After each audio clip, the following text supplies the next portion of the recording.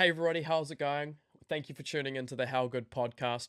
Just a disclaimer for today, we do end up talking about a lot of the new upcoming UFC fights that have been announced this week. And for some reason, the Max Holloway versus Dustin Poirier fight slipped our fingers, and somehow we didn't end up talking about that. So enjoy our takes on random UFC lightweight fights that are not going to happen. I think somewhere in there we do mention Holloway versus Poirier, but yeah, so please enjoy the podcast. I really hope you enjoy, and I'll see you guys next time. Hello, everybody. Welcome back to the How Good podcast with Thomas and Jay. How are we doing, bro?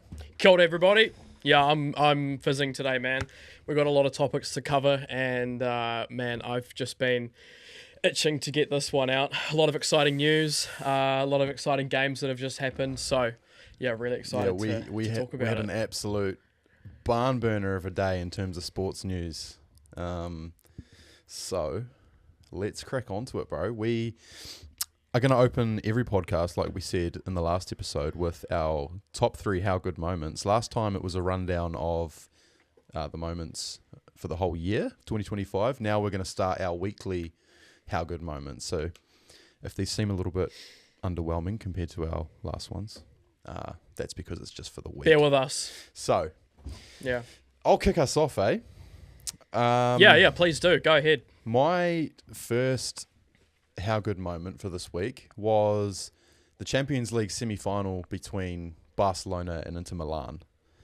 That was crazy, man. Yeah, I can agree with that one. That was one of the best games of footy I've ever seen in my life. Yeah. Yeah, absolutely insane game. I thought Inter Milan's resilience was crazy, overcoming Barcelona. The goalkeeper, Jan Sommer, crucial saves. And I've got to give it... Arguably their best player of their campaign so far. Up there with Dumfries, because that guy has been a machine. Yeah. Yeah. And obviously... Absolutely. Yeah. Frasetti scoring the decisive goal in extra time. How clutch was that? Yeah, I noticed a lot of defenders were scoring goals in that game, which seemed to be the theme for Inter Milan. But yeah, their wing backs, the way their 3-back works, it's just it's a well-oiled machine, and you know, you can definitely see through their play why they've come to the final. Yeah. Yeah, for sure. No. All right, bro. Give us your number one. Perfect. My number one this week, starting off with the New Zealand theme. My one's pretty New Zealand heavy, but the NZ Warriors and the NRL are second in the table after 9 games played. It's our year, boys. It's our year. It's our year. Up the waz. Oh, I still we say that every single year, and then they continue to disappoint us. Last year, we just had a shocking season.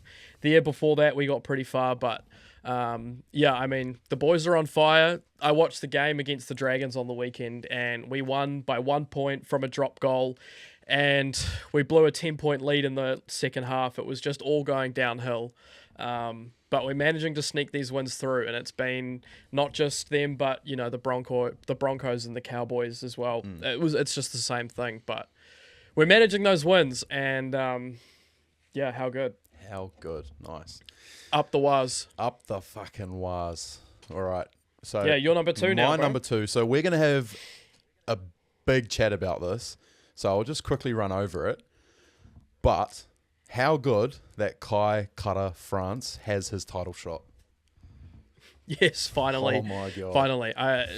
New Zealanders have been screaming for this guy to get a title fight, and it's finally happening. Yeah. Well deserved too. It's finally happening. He's done everything, I Absolutely. think. What more could have he done to earn a title shot? I don't know. He's beaten everyone in the contenders, you know, the top 5 contenders in the flyweight division, so rightly so. Except Brandon Moreno. True that, but I think it's slapped. But Brandon Moreno's been slapped against Pantoja, so it's someone else's turn. Yeah, 100%.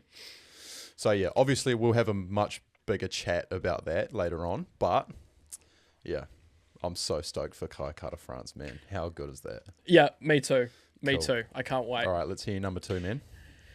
Yeah, my number 2 got a New Zealand theme again, but in the PGA over the weekend, Ryan Fox wins at the Myrtle Beach Classic on the PGA Tour. And yeah, I mean, Ryan Fox, man, he's so inconsistent. He's probably one of the most inconsistent golfers I've ever seen. He'll win something big and then go and hide for 2 years, and we don't see him anywhere. And then he'll come back and he'll win a championship not a championship, but he'll win a tournament on the PGA. But his little chip and birdie that he got on the first playoff hole was so cool. That was so clutch. Beautiful shot. Yeah, amazing yeah, shot. What a moment. No, cool. Yeah. Your last one. My today? third one is, it's a how good moment for a very specific group of sports fans, right? The Dallas Mavericks just got the number 1 pick in the NBA draft. And if you're a Dallas Mavericks fan, how good is that?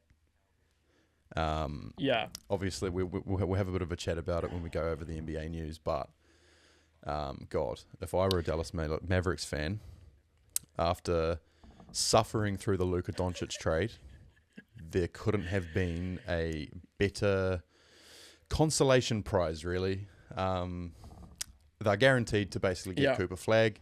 Sounds like they're not looking at trading it.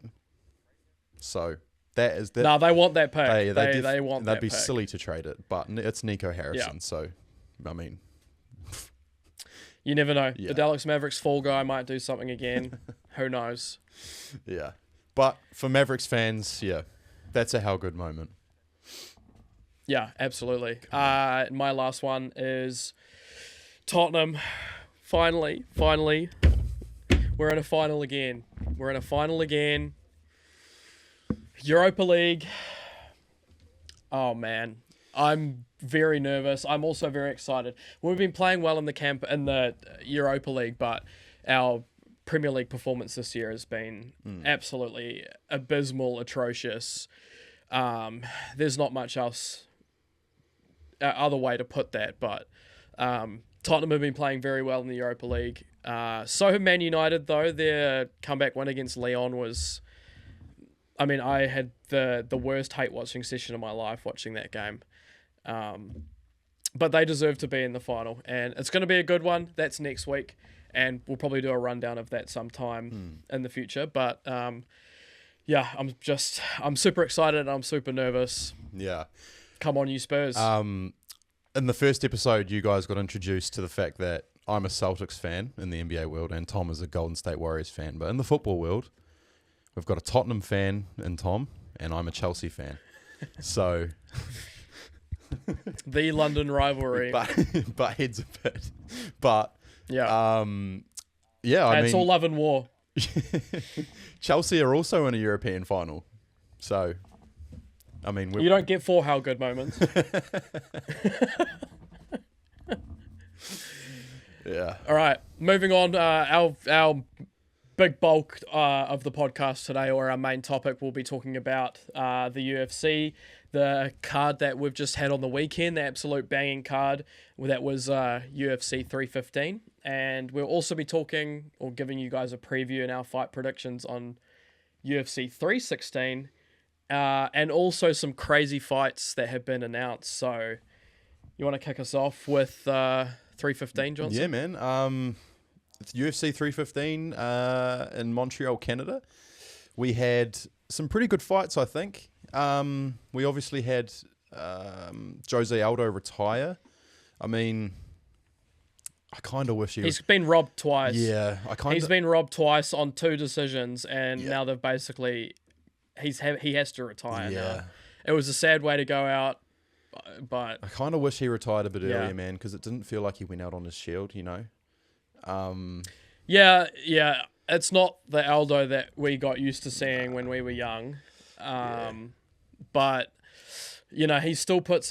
I mean, that was a very entertaining fight, and he nearly absolutely just dropped that dude in the third.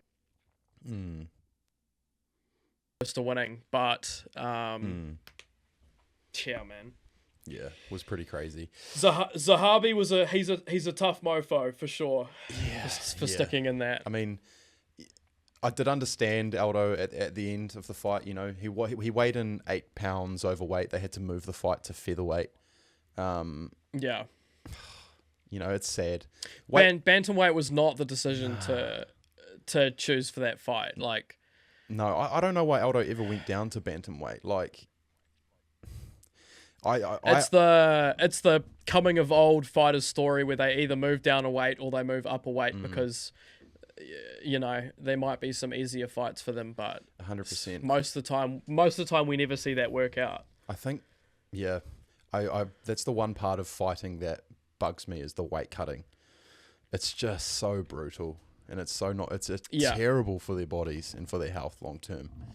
And I've heard Joe Rogan say it's basically sanction cheating, and I agree with that. I don't know if there's a way around it, right? Because if you make more weight classes or make people fight up, there's still going to be people that do crazy cuts. There will be still people that'll be like who fight 185 that will still be able to cut down to whatever they make between 170 and 185.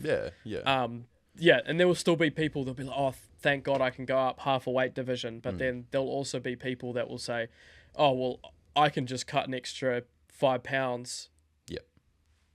Easy, Yeah. So. Nah. Well, hey, one of the greatest of all time for sure. Easily the second greatest featherweight of all time. Yeah, I agree with that. Yeah. No hate, but Volk's our guy. So. Second greatest featherweight of all time. Come on. What a career. I was a little bit upset that he went out in that fashion. But, hey, got to celebrate the career of one of the GOATs. Yeah, absolutely. Then we moved on to the co-main event for the women's flyweight title, Valentina Shevchenko, winning a unanimous decision over Manon Fiorot. What did you think of that fight, man? It was a close fight. I mean, all 3 rounds were scored, or all 5, all 3 judges scored this 48-47. So it's a 3-round to 2 fight. I thought Shevchenko literally just did enough to hang on. I mean, second greatest woman of all time, I think. But, these young girls, they just keep coming up and giving her an absolute challenge, and she'll always just do just enough to hang on. I feel like that's happened in the last 3 fights of hers. Yeah. And I don't. But I mean, she's still winning them. I don't have a problem with it at all. She's still winning these fights, and she's still, the first fighter to fill out her 8 rubies on her belt. I think that's a pretty cool stat. That's very cool. Yep. No other fighter has done that on the new belt. So, she's still killing it at her stage of her career. I still think she can go on beat another 2 chicks. I think they'll probably set up a fight with her and Zhang, maybe. Yeah, that needs to happen. That absolutely needs to happen. Zhang Weili needs to fight Valentina for the double champ.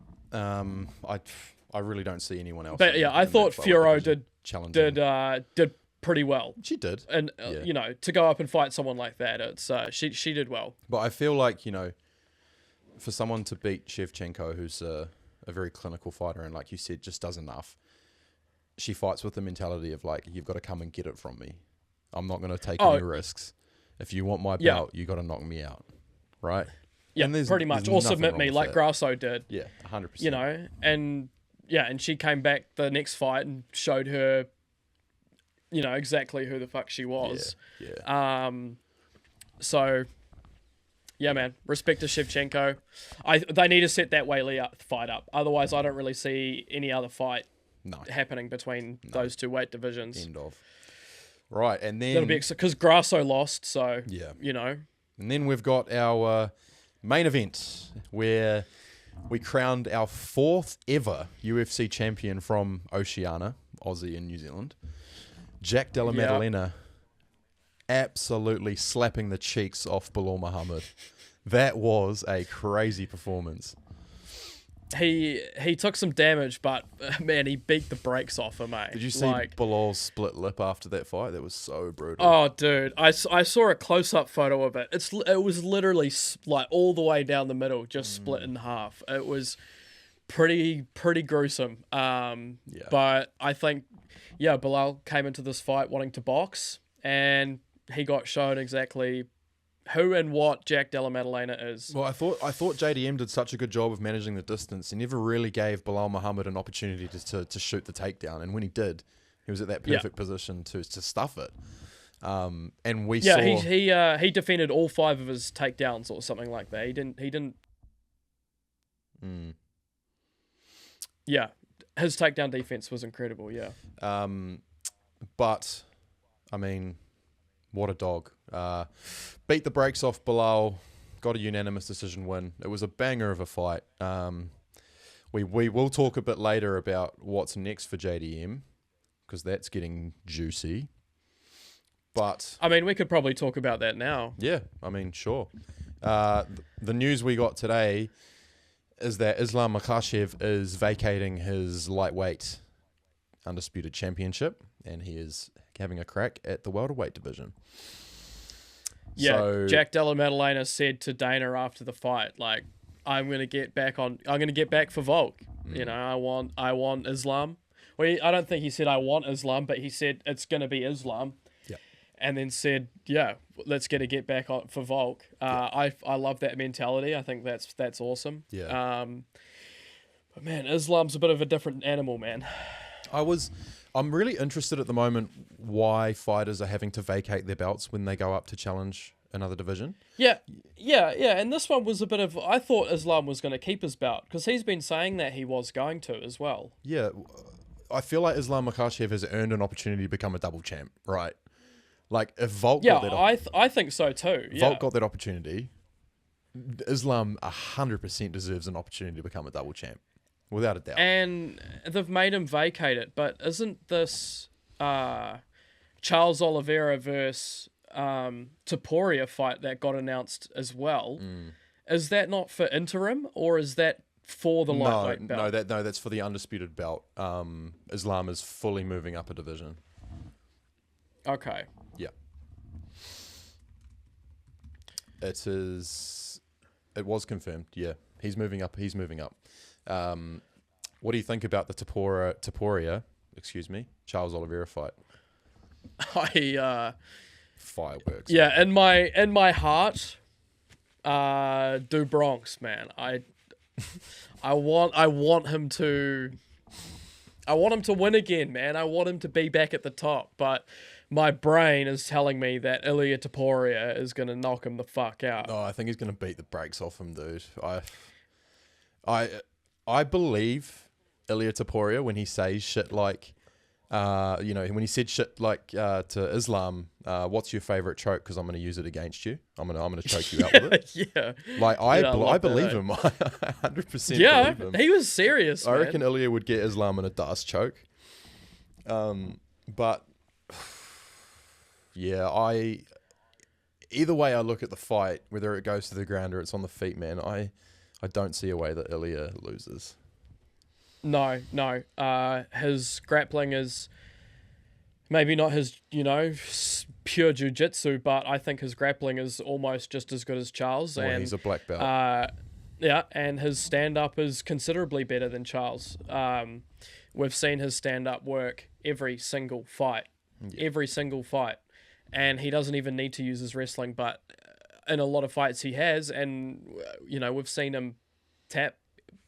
It's either a tap or a finish with Topuria, you know, and I just think, he's too in his prime right now. He's too at the right age. He's too at the right level of success, and I just think, it's going to be too much. Yeah. It's going to be too much. Sure. We might have a little bit more of a chat about that when we talk about the UFC 317 card, but let's look ahead to UFC 316. We'll just talk about the co-main and the main here.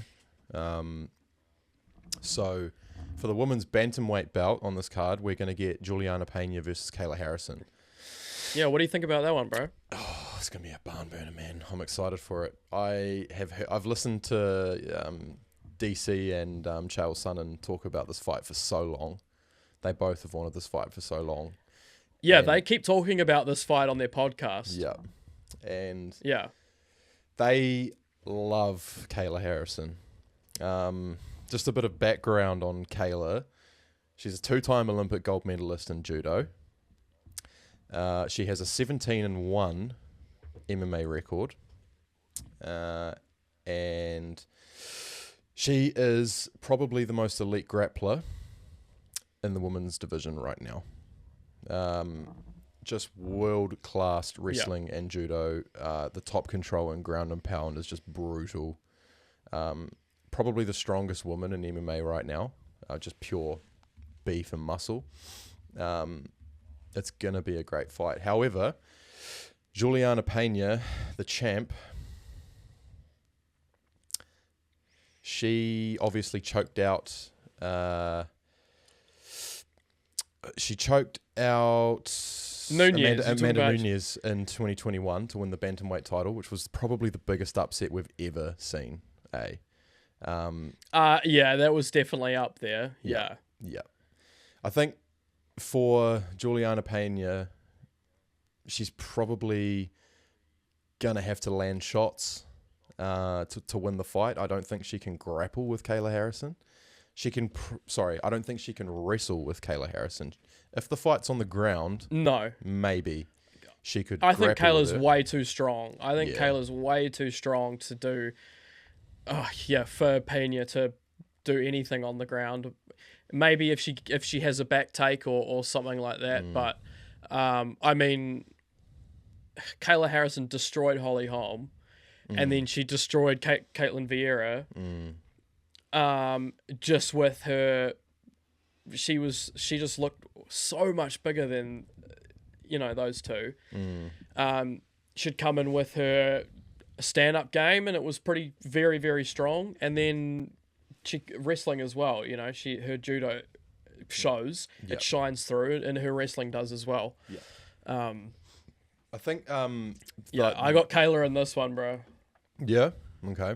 Yeah. I think the weaknesses of Kayla Harrison is she is gonna have to cut a lot of weight to get to bantamweight, right? Like, she is a unit.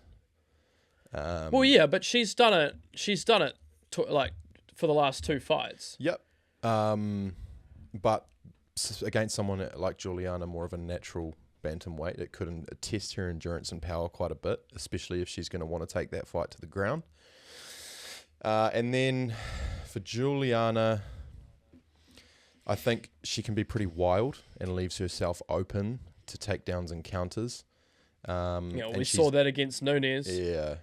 She's definitely not as physically dominant as Kayla. So she's going to have to finesse her way to the win. Finesse is the right word to use there.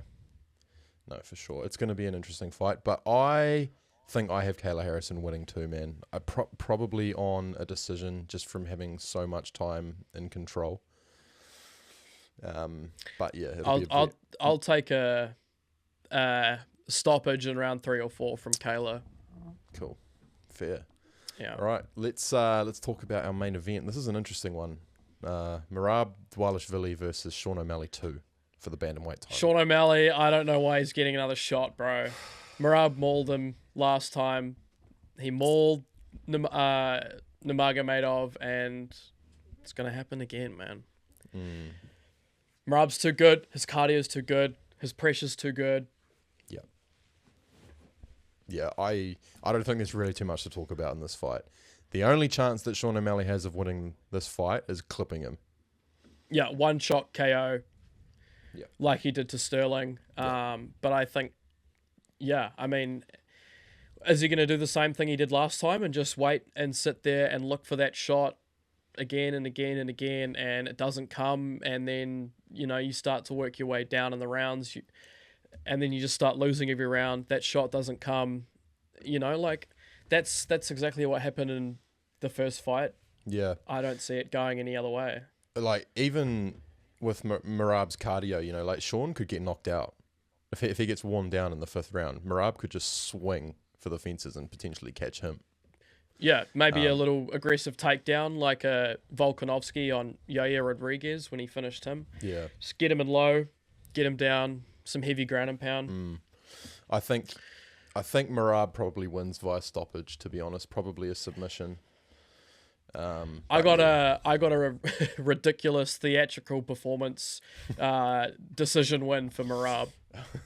Fair enough. Yeah. Maybe he'll give him some more kisses as well. Yeah.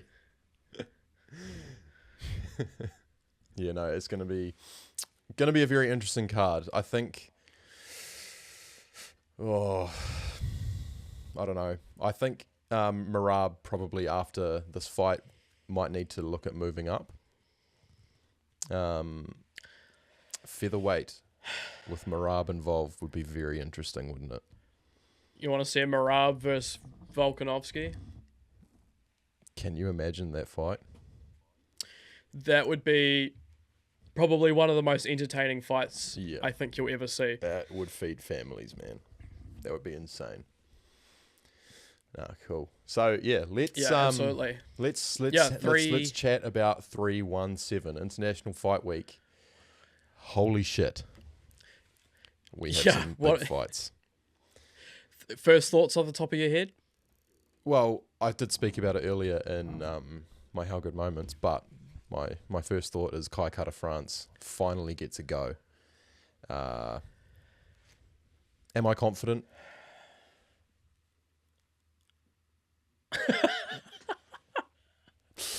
I mean, I love Kai Kara France, man, but Alexandre Pantoja is a animal. You can speak from experience. You've seen him live. So tell me about Alexandre Pantoja and why he's so good.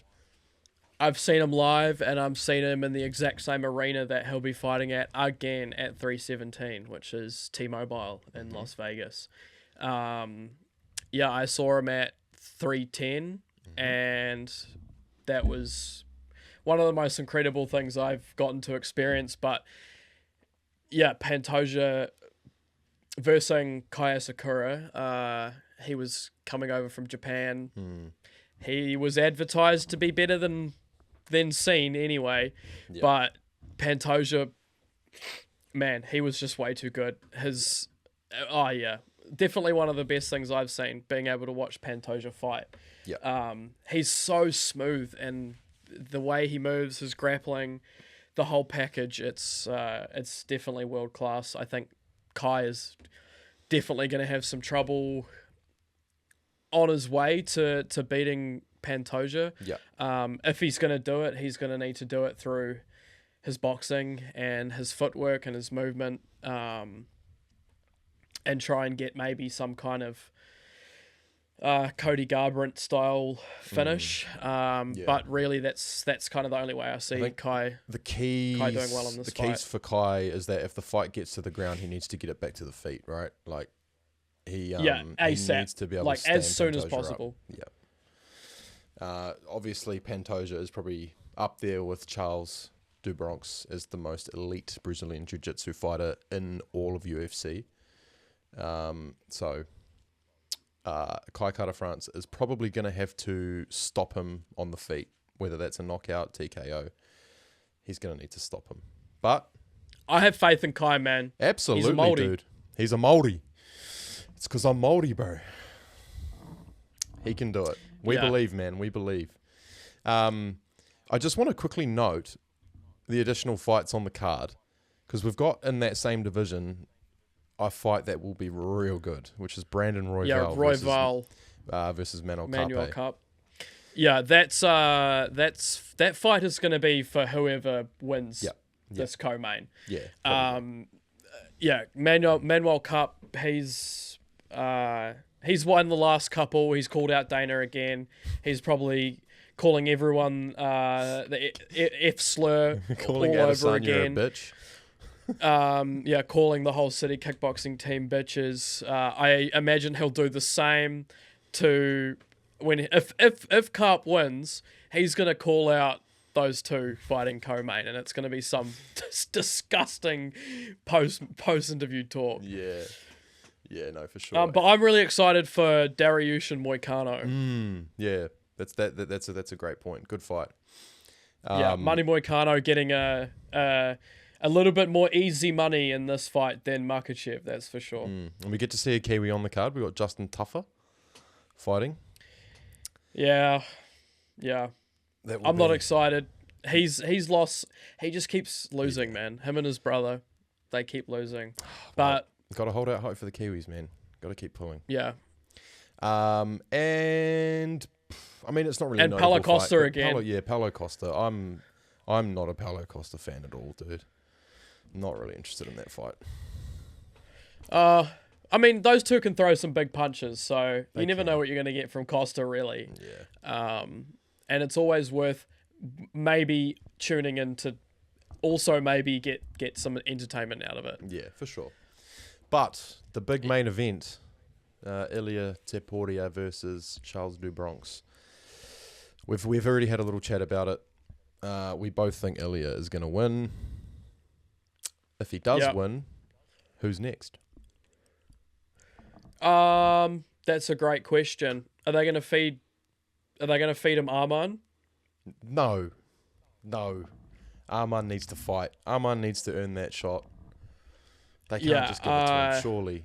To me, bro. Do you think he'll fight like Gaethje or something, or maybe I don't know. Yeah.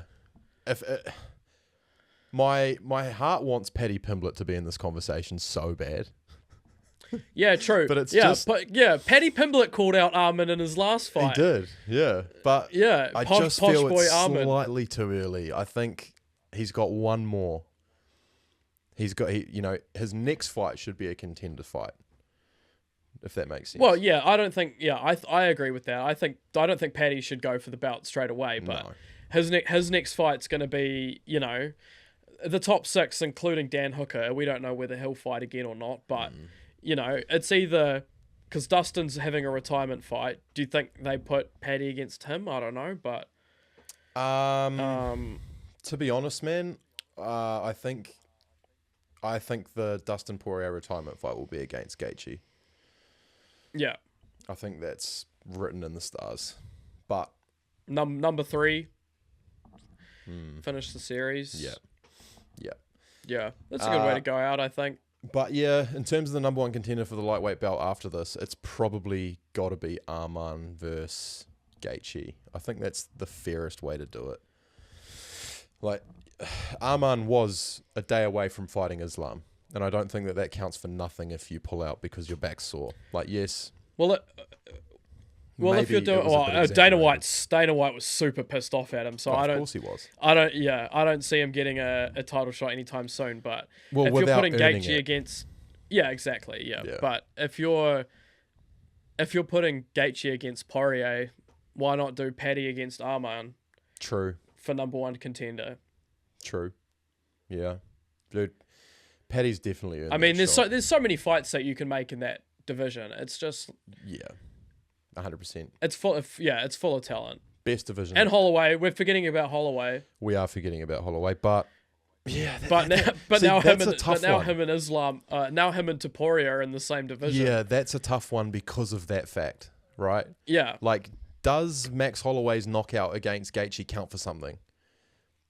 Oh, absolutely it does. Yes. Because that was at lightweight, right? But I feel like the fighting world sort of forgot about Max when he went back down to featherweight and then got KO'd by Ilia. Everyone sort of just forgot about the fact that he did knock out Justin Gaethje and probably had earned a contender shot or even, God, I don't know, it's maybe even a title shot and in the lightweight division. I don't know. What's your thoughts on that? Like, if he moves down and then gets knocked out at featherweight, should that count for anything when he comes back to lightweight? Not if I think a little bit, but not really. If the guy who knocked him out has moved into the same division, I don't think you can make that a title fight straight away again. I think my take is that if Charles wins, I think they give Holloway that shot if Charles wins. Yep. But yeah, if Topuria beats Oliveira, then they're not giving it to Max. They won't. Bro, since we've started talking about Max Holloway, here's another idea. Dustin Poirier, Max Holloway for the BMF belt retirement fight. Who's got the BMF belt? Is it Gaethje or is it Max? No, Max has Max, the BMF isn't it? belt. Yeah, it wasn't on the line when he fought Ilia. He's still got so you're it. going Max. What did you say? Max versus who? Max versus Dustin for the BMF belt on Dustin's retirement fight. I'd like that. That'd be That'd pretty be cool. insane. Yeah. You just have to do another. Do you reckon if Dustin won that and retired, do you think they'd change the weight division for the BMF? It's a good question, man. I don't know. I have always been intrigued as to how that belt worked. Yeah, because I understood when it was first kind of put in, Nate Diaz and Masvidal, that kind of seemed like It was a little bit of a joke, really, wasn't it? Yeah, Like, exactly. But then now that they've made it actually, it feels like after the fights that have been given for that belt by these fighters, that it actually has some sustenance now and substance for people, that it incentivizes people. They want to win that belt now. Yeah, and we've had people from other weight divisions say, I want that, I want to fight for that belt. And when Max won the belt, and other people as well, they're getting the full from Michael Buffer and new. Dana straps the belt around them in the octagon. It is a full-on title. Yeah, and it's probably a bloody good pay increase as well. Yeah, probably. So well, that's an idea that just popped into my head as we were talking about that, and that would be insane. I think I would rather see Gaethje gun for the title instead of muck around with Poirier for the retirement fight, because we've seen that before. Yeah, I get that. Oh, cool. I think that's definitely it for 317 in our eyes, I think. It's always, I always watch all the fights anyway, because you never know, some crazy knockout or some cool slip submissions might happen. Yeah. And you're always destined to see something cool. So I always tune in. And if there's anything afterwards that, pops up, then we'll definitely let you guys. Well, we want to hear about it, and we'll have a chat with about that. But the last thing about UFC that we want to talk about is Duplessis and Chimaev. What do you think, man? Is Chimaev going to pull out again? What do you think? Well, you would hope not.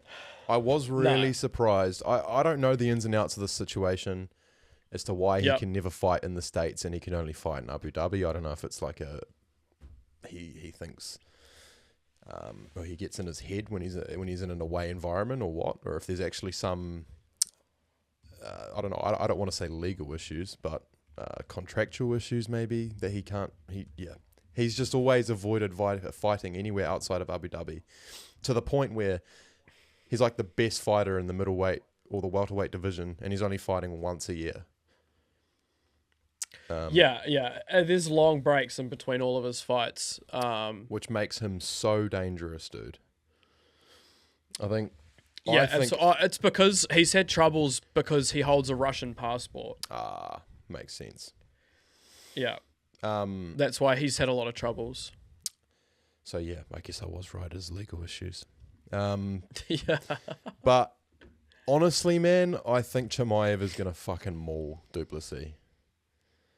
I think this is going to be so interesting because Duplessis just bet your favorite fighter's favorite fighter for a lot of fights now. So I think this is going to be a really, really good, entertaining, chaotic madness fight.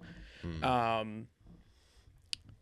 think it'll be interesting. I don't know about this one, man. I'm having a little brain fart moment because it's just like, I feel like this could go either way, to be honest. I don't. I completely disagree. I think Chimaev's going to maul him.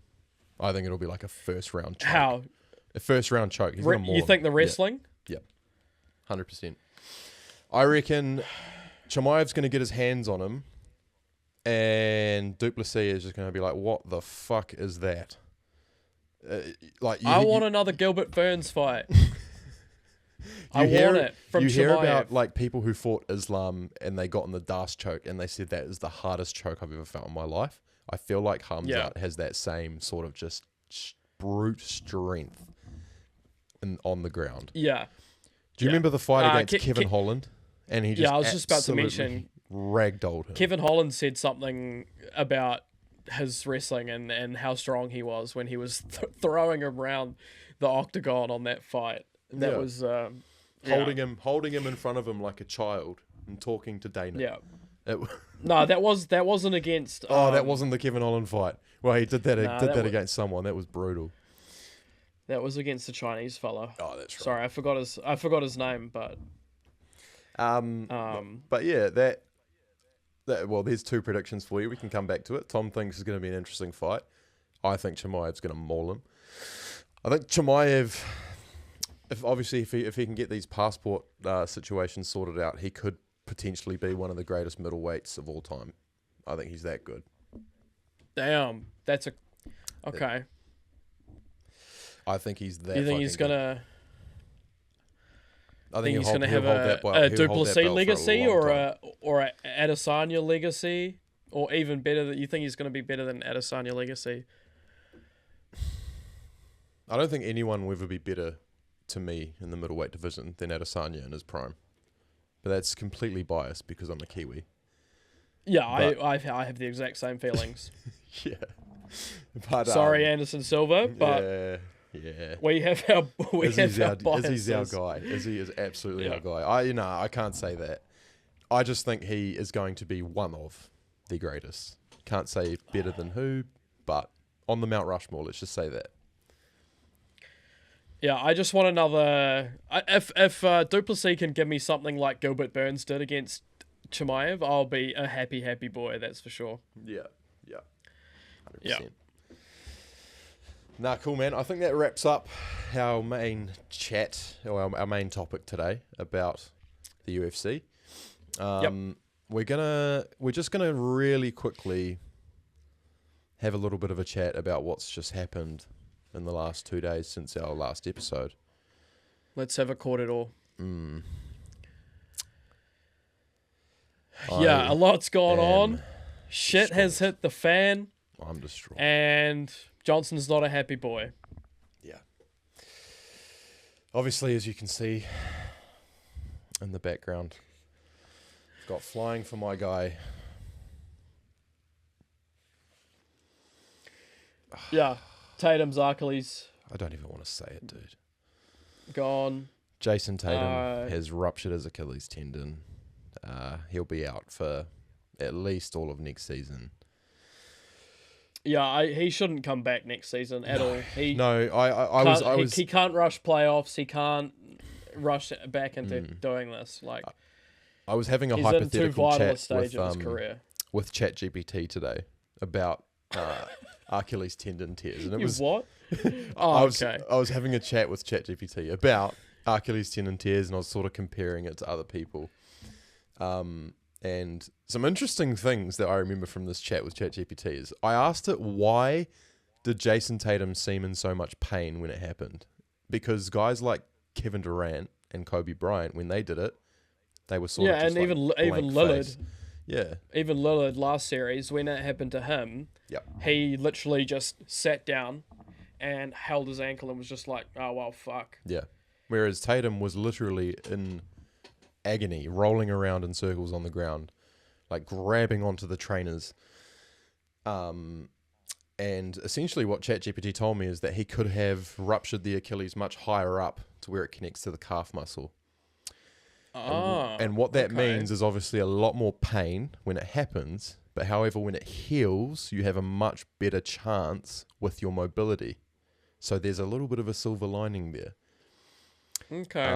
When it snaps in the middle or further down, it's more like a rubber band, and that's when you hear guys talk about getting kicked in the back of the leg, that feeling, like it's just like a bang, not followed by excruciating pain initially because of the shock.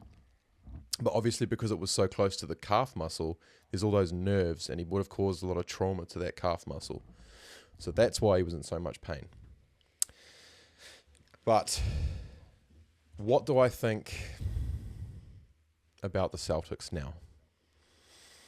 It's over, ladies and gentlemen. Well, not yet. Not yet. We can remain optimistic. We've seen 3-1 comebacks before, but I don't feel good about it. I think our $300 million man has been pretty underwhelming. And I don't have a lot of confidence in him taking the team forward this year. And I'm talking That's about fair to Jaylen say. Brown. That's fair to say. I think if he has a bad game 5 and we go home, the city of Boston's not going to be very happy with him, man. Because $300 million is a lot of money. That's a franchise guy. You pay someone who can put a team on your back $300 million.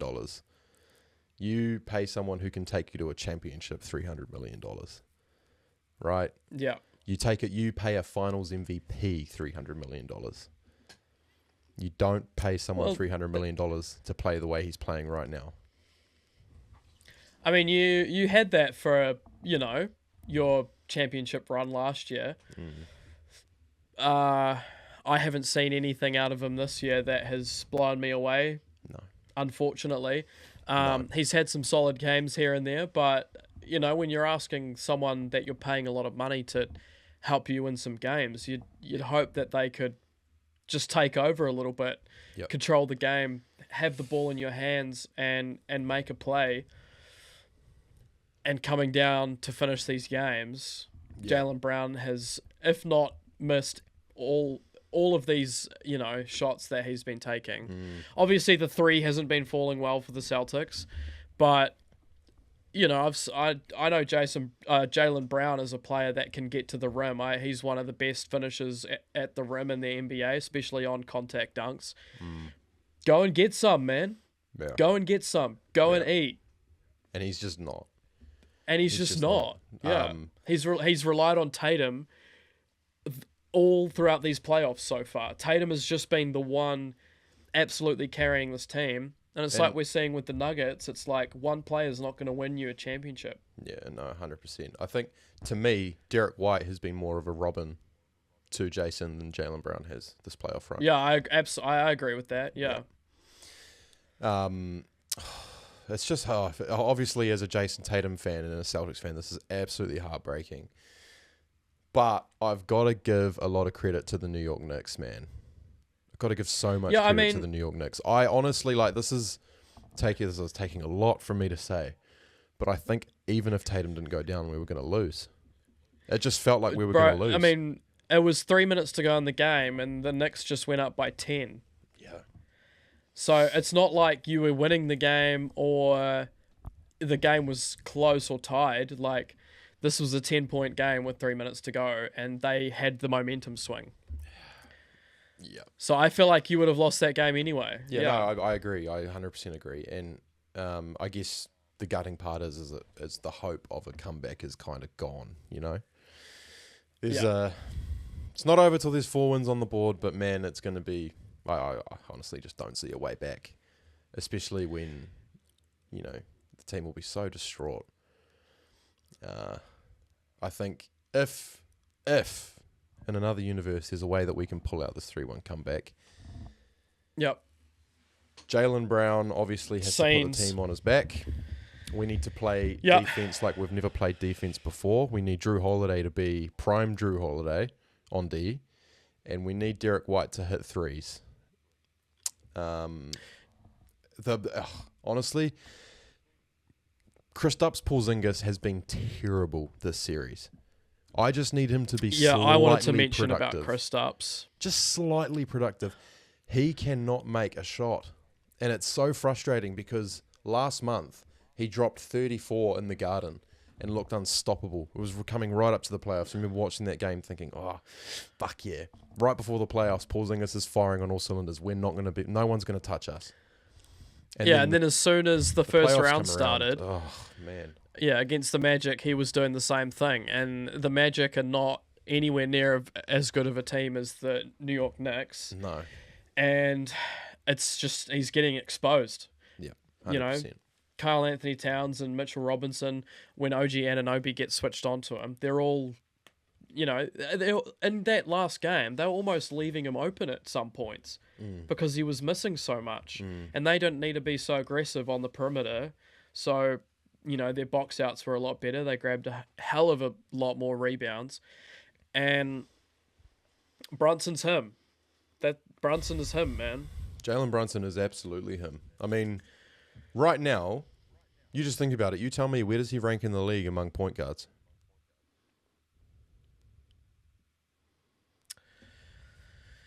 Top 5, would you say?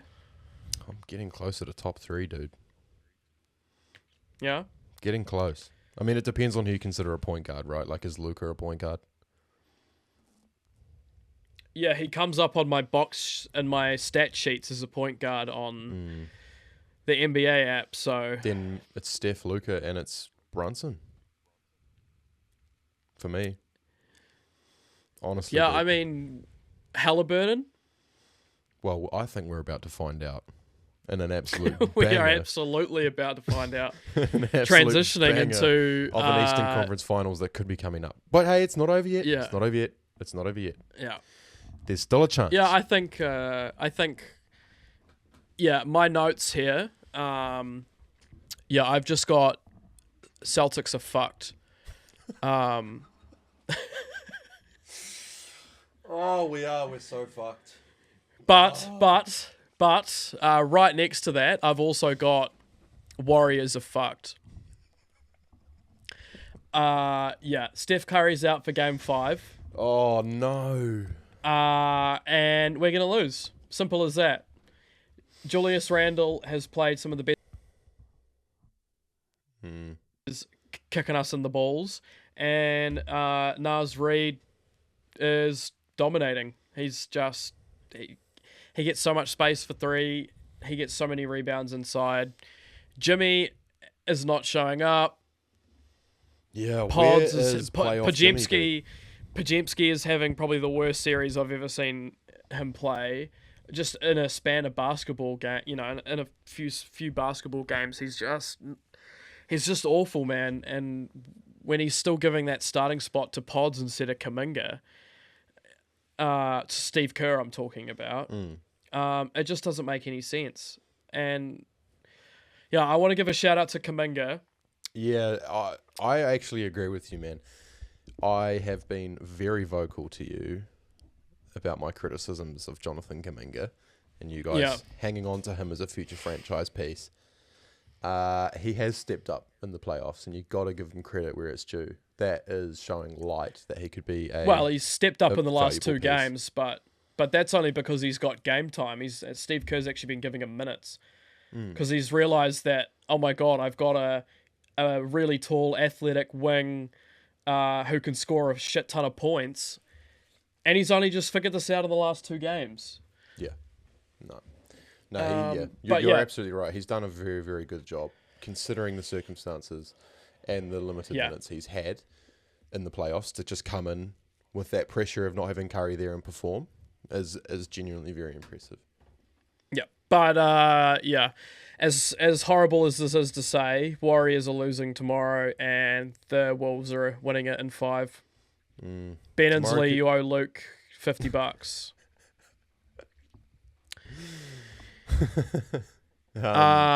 But yeah, man. Yeah, that's all the notes I had on that. I don't really have much else to say. I'm just so disappointed that I still believe in my heart that we would have already won the series by now if we had Curry.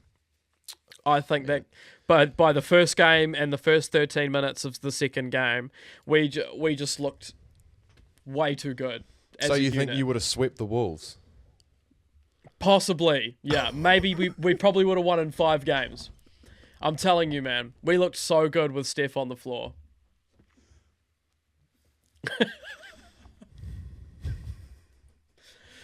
Nah, honestly. I believe that. I believe that. We were playing so well. Yeah, just like we would have swept the Knicks with Tatum. Difference is he actually played majority. We had Curry for a game in 13 minutes. Yeah.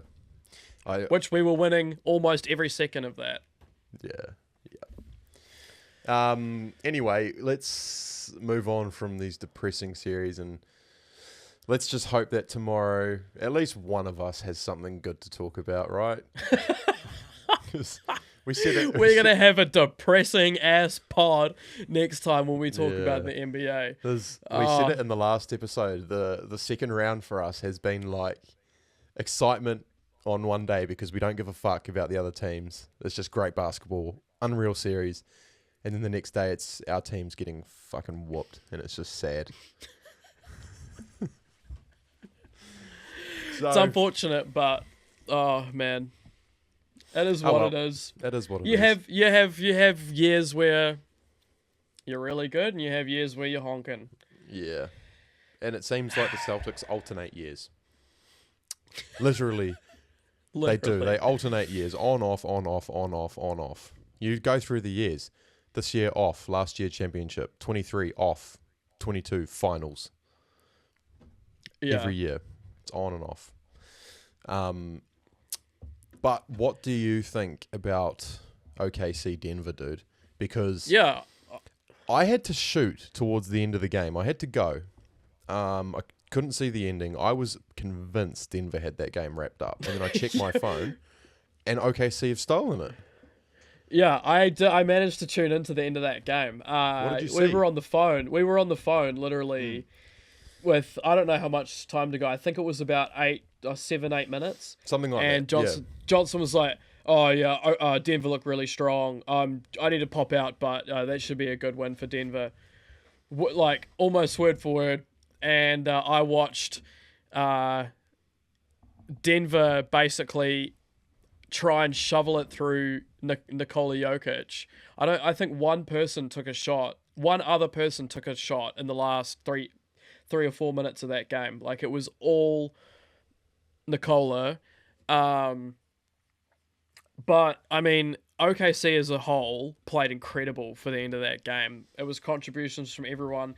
Their box scores were so well rounded. Shea was as solid as always. He had 31 points today. I think only on like 20 something shots. I think it was low 20s. 22, 23 maybe. So it was efficient basketball from Shea.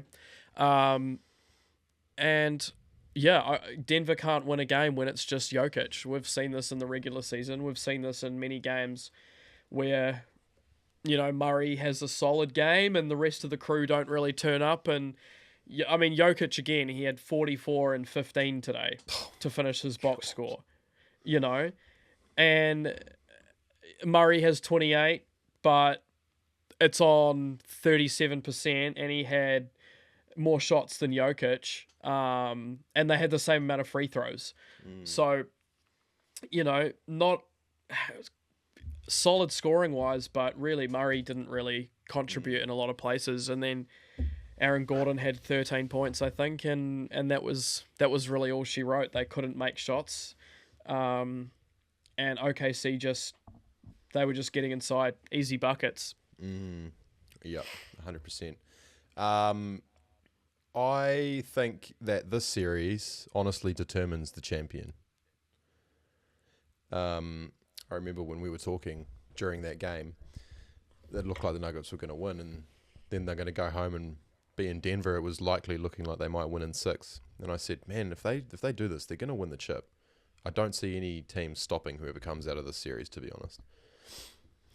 Yeah, we were talking about the rematch between Denver and Minnesota and how we thought that would play out. And we were kind of saying that Denver's going to be looking for their revenge if they come after Minnesota. But, OKC, I mean, if they come out of this beating Denver, then they kind of look like the surefire winners, don't you think? Yeah, no,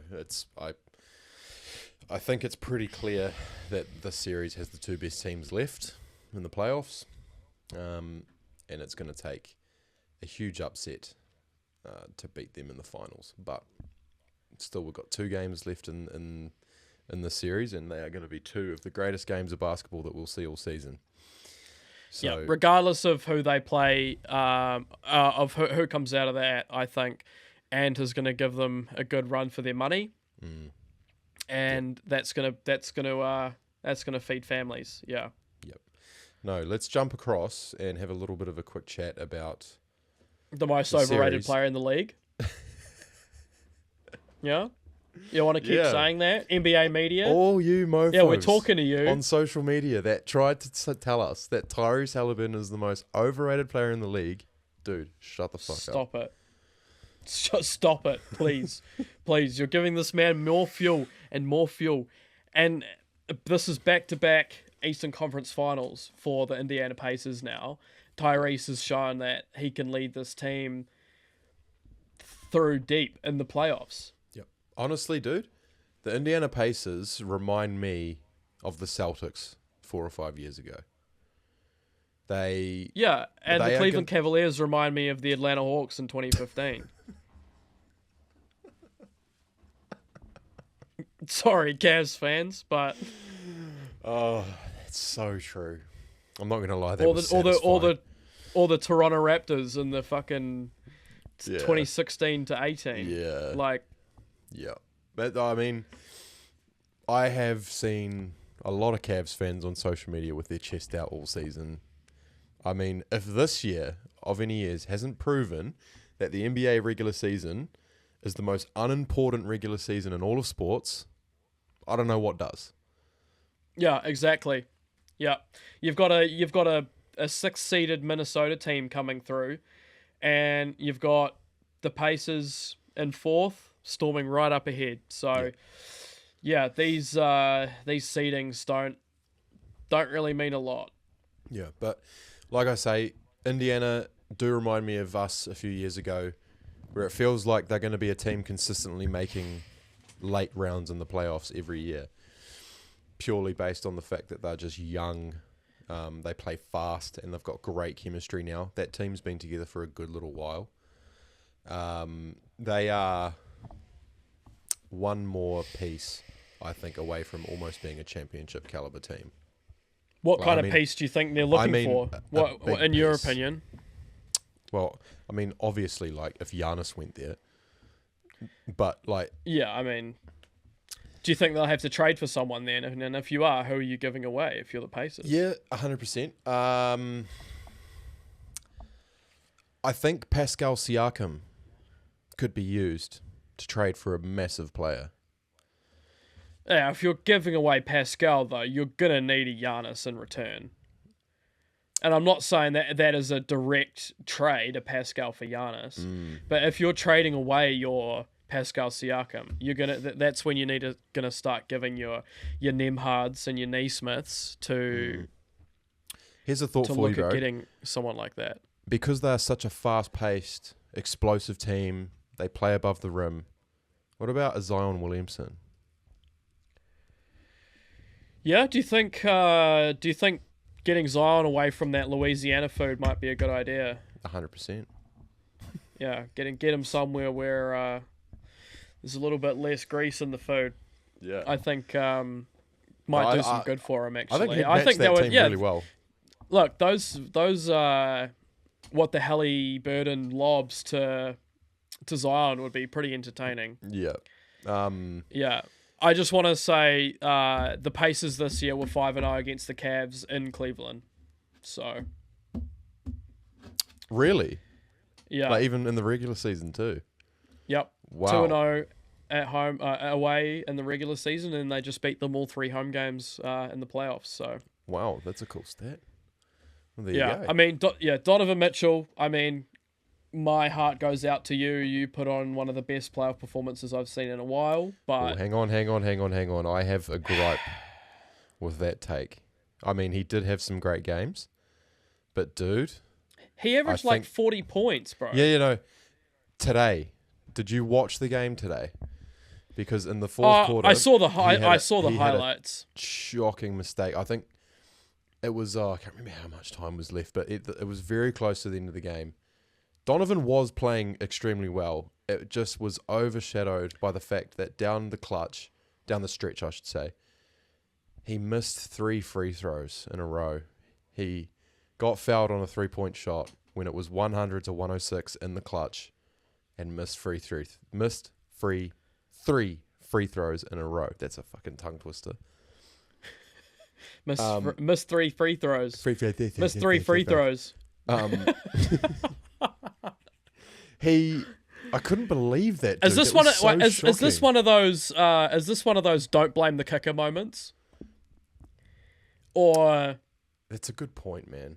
That is a good point. Because I'll tell you what, like, Indiana's big men in this series have given them so much more production than Cleveland's big men. Mobley and Allen have been shocking in these last few games. You must be so mad as a Warriors fan that Mobley won DPOY and then performed like that. Yeah, and then is performing like this and is getting cooked by Pascal and Miles Turner.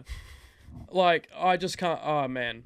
Yeah, sorry, but their bigs just weren't doing enough. They were just getting absolutely outclassed by Indiana's system, and yeah. I do remember down the stretch as well, Tyrese Halliburton took it straight at Evan Mobley's chest and got an and one layup. Yeah, exactly. You think Draymond Green's letting that shit slide? No, if you're the... Draymond Green's at least fouling the shit out of him, man. Put him on the floor, dude. If you're the DPOY, those are the type of plays that someone getting that award should be able to step up and make. Yep. And it wasn't happening. It was not happening. Yeah. Oh, well, let's not waste... I don't know how many minutes now we've spent talking about the fucking Cleveland Cavaliers, but let's just move on, Yeah, that's fine with me. Well, yeah, I don't want to keep thinking about the NBA season too much because the Tatum injury is still too fresh on my mind. I'm going to get emotional. That's understandable. I'm very empathetic of your Tatum injury, as you would know. Yeah. I'm a Warriors fan, but Klay Thompson is my favorite player of all time. And I grew up very, very young watching that man shoot the ball. So that kind of period of his life where he went through injuries was pretty shit for me as an NBA fan. But yeah, grass is always greener. He came 100%. Back and won another chip. So He did. There's a lot of examples of people tearing their Achilles and coming back fine. Some people argue that Kevin Durant actually came back better when he had his first season. If I'm JT, I'm calling Kevin Durant and I'm calling Klay Thompson and I'm asking them, I'm picking their brains at how they felt during their Achilles tear and the best ways that they found to recover, and just picking their brains at doing all the right things to get him back. And I'm sure Tatum will be fine. Yeah. Nah, Tatum was just trying to copy Kobe, bro. Just had to get that Achilles tear in. Oh my god, dude. Dude, that's what bro. People are actually commenting that shit. People are I haven't seen that yet, bro. Dude, I've seen so much bullshit. They're saying shit like that, and then they're grabbing the photo of him getting wheelchaired down the tunnel and being like, dude, Tatum can't do anything without copying someone and saying he's doing the Paul Pierce moment. Yeah. Oh my god. God. The Tatum hate is crazy. The Kobe copy thing actually got me. That's funny as. That's so funny. All right, man. Yeah, Let's move on. Yeah, the last thing we're going to quickly talk about for a couple minutes is the NBA draft. I just want to say how much I'm fuming about the Dallas Mavericks I'm talking about this from a franchise perspective. The Dallas Mavericks getting absolutely bailed out, getting this number one pick. I'm fuming at just the situation for the Dallas Mavericks. The Dallas fans, however, and the people from Dallas, I'm quite happy for you because of the absolute ringer that you got put through this year. I think a lot of fans and people of that city probably deserve that, but the franchise does not in any way, shape or form deserve getting Cooper Flag after what they've just done. No, 100%. We all know that the Dallas Mavericks really didn't deserve that, but I think we should probably highlight something. So I don't know if you know this, but the Chicago Bulls and the Dallas Mavericks had the exact same record this year. And they had essentially a 50-50 chance of getting that spot. Yeah, they flipped a coin. They literally flipped a coin.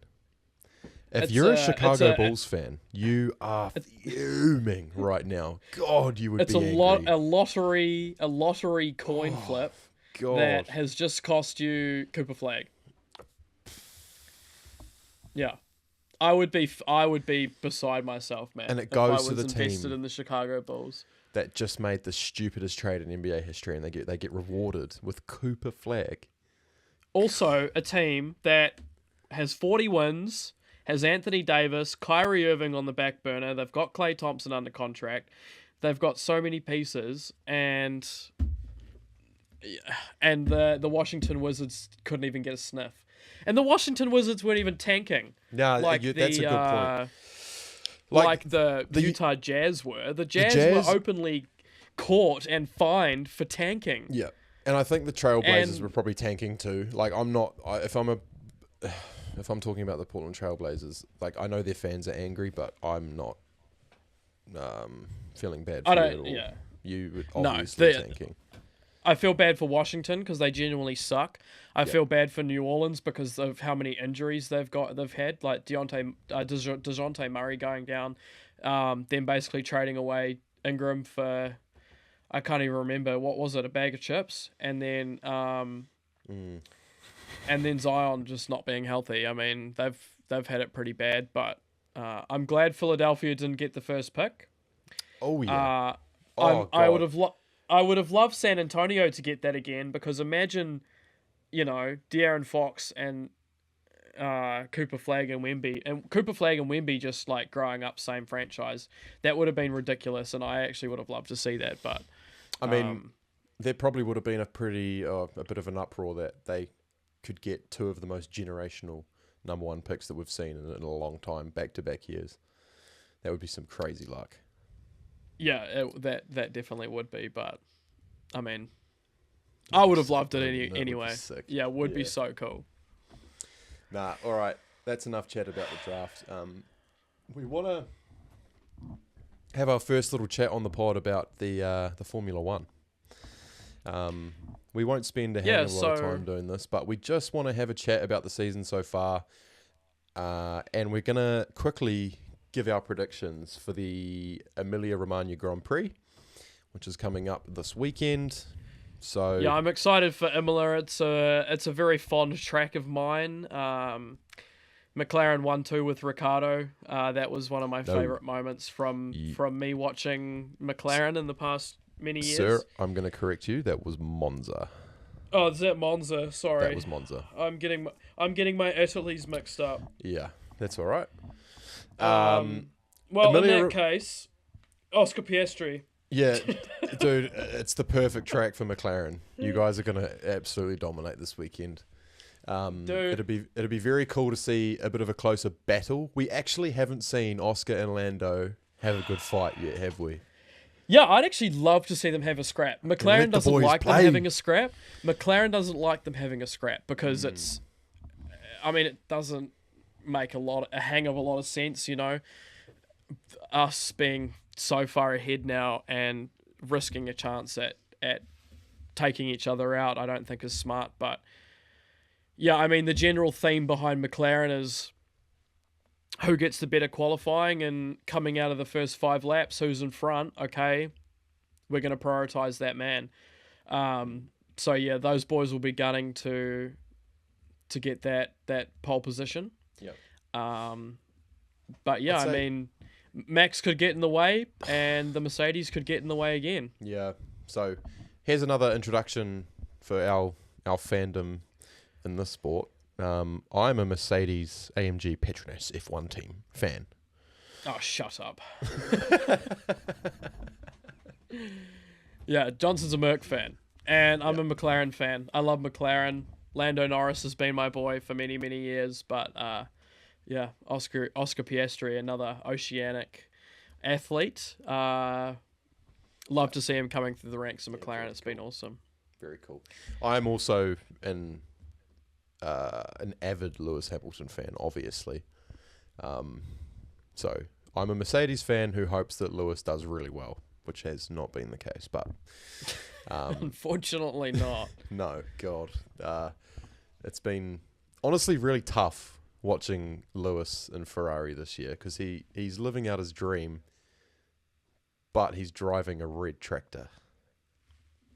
Yeah, and he's figured out that the memes about the the Ferrari strategist is actually a thing, and he realizes why that it is a thing. Because in that last race, Jesus, they were just not happy, back and forth on the radio about. He was telling them to go and have a cup of tea and shit. It was yeah, he's like, oh, you should just go have a cup of tea while you're at, waiting on me for the strategy. And then he told them if he should let signs in front of him as well after after they swapped him and Leclerc back. Yeah, so quite funny. It's a bit of a shit show over there at the moment. Do you think Lewis is regretting it? I think in a way, currently, yes, with the form that Mercedes is in. I mean, second in the constructors for Mercedes, and Lewis. Oh, it's not. Sorry, I keep seeing Lewis in that car, but George seems to sneak his way into a podium every single weekend. Mr. Consistent, bro. Mr. Consistent. Yeah, and Lewis could probably be doing the exact same thing in that same car, I think, and. Yeah. I don't know. It would just think, he probably is regretting it a little bit, but yeah. I mean, hindsight's a beautiful thing. It is, and we have had the blessing of being introduced to Mr. Kimi Antonelli, who I have fallen in love with so fast. That dude is going to be Johnson so meat rides special. Kimi Antonelli. I do. Yeah, he's good, man. Like I don't blame you. He's bloody good. Yeah, as a Mercedes fan, you'd be absolutely loving him. He's 18, man. He's 18. He's still a kid. Yeah, exactly. He's out there fighting with the best drivers in the world, looking like he hasn't put a foot out of place, bro. He's gone into a top team at 18 years old. All the other rookies around the grid are not expected to perform the way he is. He's got pressure on him like no other rookie this year does, and he is delivering. Yeah, he's definitely the best rookie I think we've had in many years, to be fair. Probably since easily. Max in the Red Bull, I think. I genuinely think he's going to win a race this year. I think I wouldn't put that past him, man. Mercedes are going to bring upgrades eventually. They already look fast. They're the second quickest car. I could see a race where maybe the McLarens collide. Maybe there's some shenanigans. Yeah, maybe I don't know. Maybe someone. I mean, there's always. It's like when Ocon won a race. Like everything has to go perfect for you to cross that line in first. I think Antonelli's a bit better than that. I mean, maybe, but like, I don't know. I feel like it could be one of those situations where just like everything aligns for him.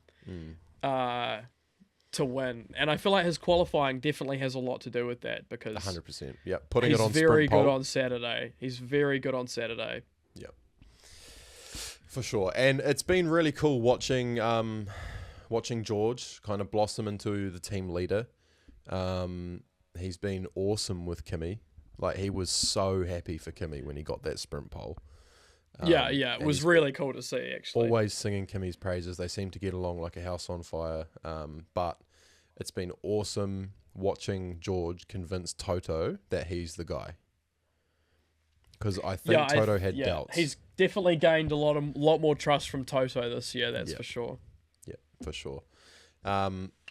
Give me your thoughts on the Red Bull situation, bro. Because all year we've seen Max Verstappen driving out of his fucking skin and his teammate, whether that was our boy or whether that was Yuki. Lawson. They've been horrible.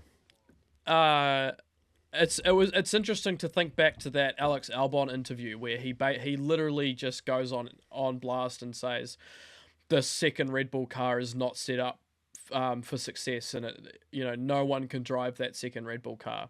And Sergio Perez came pretty close to figuring out a way, but that didn't last for very long. And every single second Red Bull driver has not had long-term success in that car.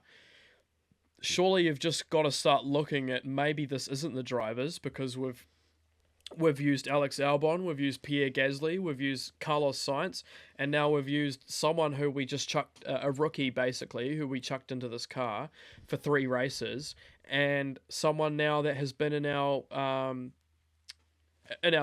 second team for many years, and who's been in Red Bull for many years, and none of them have worked. So when are you going to start looking at maybe it's not the drivers?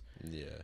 it's actually, there's something wrong with people being able to step into this car. Yeah. Just quickly, I don't know if you meant to say someone else, but I don't think Carlos Sainz has ever driven for Red Bull. No, not Carlos Sainz. I meant Gasly? Checo Perez. I meant Checo Perez. Oh, okay. And I meant Gasly as well. Yeah. I thought I said Gasly. I don't know. Sainz did drive for Toro Rosso, so that could have been where you got mixed up.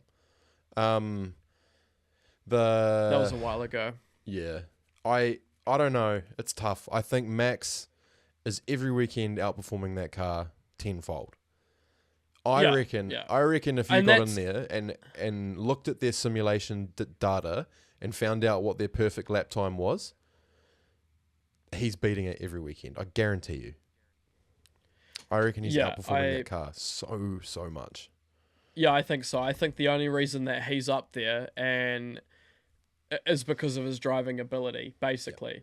I don't think the car that he's in is special at all. I don't think it's faster than it's definitely not faster than the McLaren, and I don't think it's faster than Mercedes. No. And the only reason that he's and doing all these incredible things in this car is because it's just Max. It's Max Verstappen. Yeah, 100%. He's easily the best driver in the world right now, but not even close. Yeah. That car stinks, man. That car is... There's something about it this year. Well, even Max is finding it too hard to control. The way I've heard people describe it is it's so fronty and like playing COD on 100% sensitivity where you just give it a flick and it's going to completely turn. It just goes, It seems like it's at a whole new extreme this year. Max is just blowing me away, dude. I can't believe the fact that he's won a race in that. I know, dude. That is insane. With Lando on his tail in a rocket ship, managing. Yeah, the whole race too. Yeah, that race was pretty special in Japan. That was a cool race. Yeah, 100%. And it is really cool to see Max, celebrate like he actually cares. Because this is the most I've seen him celebrate podiums and wins and all that kind of stuff in a long time.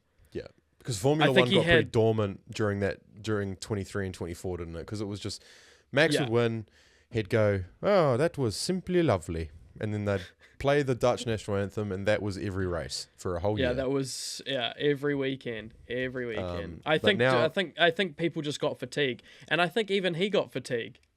He got fatigued from winning, and then when they finally didn't win, these wins feel a lot sweeter. I think what this year has made me appreciate is how good drivers like Lewis and Max really are. When you see McLaren being that dominant, and their top guy is Lando Norris, especially before the season started.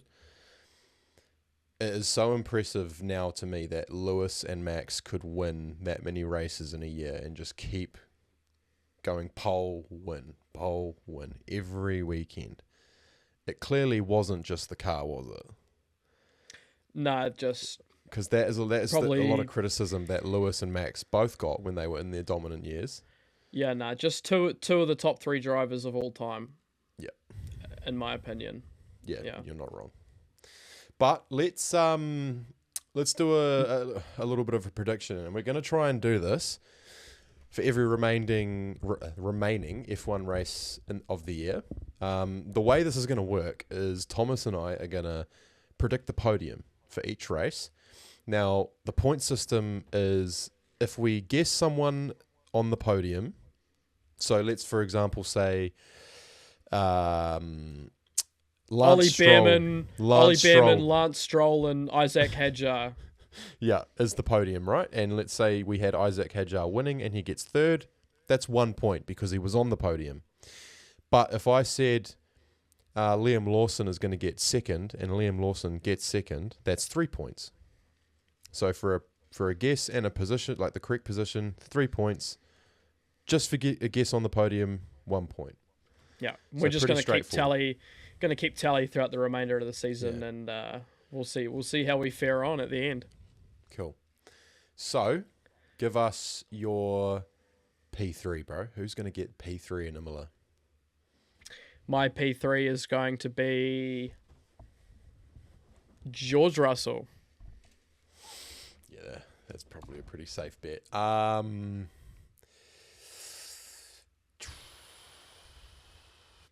P3 is going to be Max. I'm going Max. Okay. Yeah. Nice. P2. Yeah, I got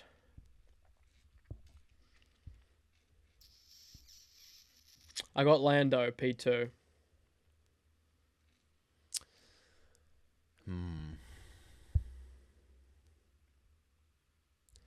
I'm gonna go Oscar P2.